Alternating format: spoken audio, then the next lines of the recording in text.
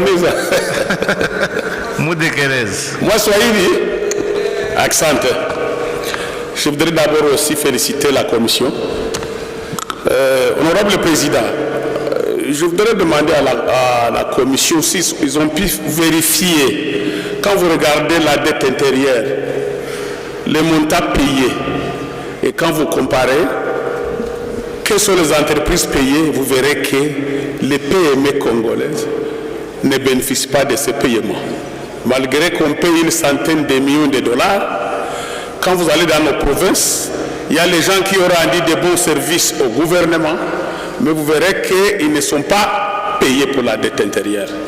Je voudrais demander à la commission qu'à l'avenir, on puisse vérifier cela. Faire même une commission au niveau du ministère des Finances, vérifier les centaines de millions de dollars payés, quels sont les bénéficiaires. Parce qu'en payant la dette, c'est pour relancer l'économie. Et je voudrais aussi dire à la commission, ils ont bien fait, faire des propositions.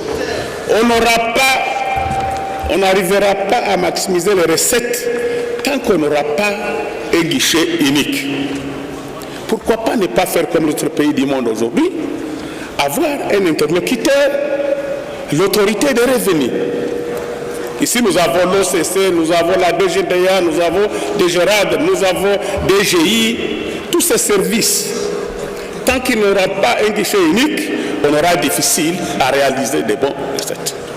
À ce qui concerne les FOMIN, on cherche de l'argent aujourd'hui pour la génération future.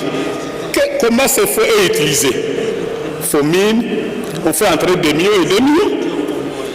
Pourtant, nous avons besoin d'avoir les routes, parce que quand on parle de la génération future, il faut qu'on commence à construire les routes aujourd'hui avec ces fonds miniers. On parle de l'entrepreneuriat, on parle de l'agriculture. C'est là où on doit avoir des moyens pour financer ces secteurs. Et à ce qui concerne les biens immatériels, nous dépensons beaucoup d'argent dans les biens immatériels. Comment voulez-vous que chaque année, on commande des meubles? Les meubles, on peut les utiliser pendant même 10 ans.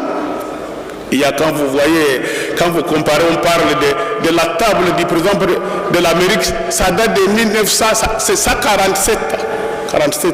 Mais ici, nous commandons le meuble chaque année, nous dépensons l'argent des meubles. Pourquoi pas aussi ces meubles soient commandés ici en RDC, qu'on a des bons bras et on ne dépensera plus de l'argent dans ces matériels, ces équipements des meubles. Donc là aussi, on peut trouver des moyens pour le gouvernement. Entre-temps, pour terminer, comme il a dit en Swahili, les interventions économiques. Chaque fois, le gouvernement dépense des fonds et des fonds pour l'intervention économique.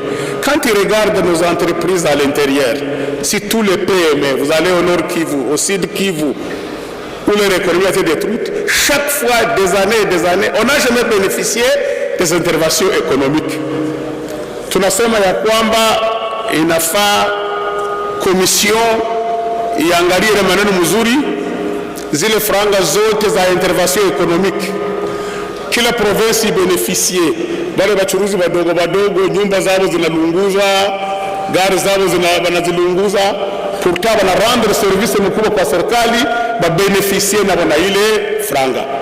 Ile dette intérieure kama inalipwa, siku moja commission ulize ministre, utuoneshe ile 300 millions de dollars payés, isikuwe barafiki tu, ba Chinois, ba Indie, ba Libanais, na franga zinarudia Bulaya. Zile franga ziingie mu ekonomi yetu, wakati wanalipa bado watu wadogo.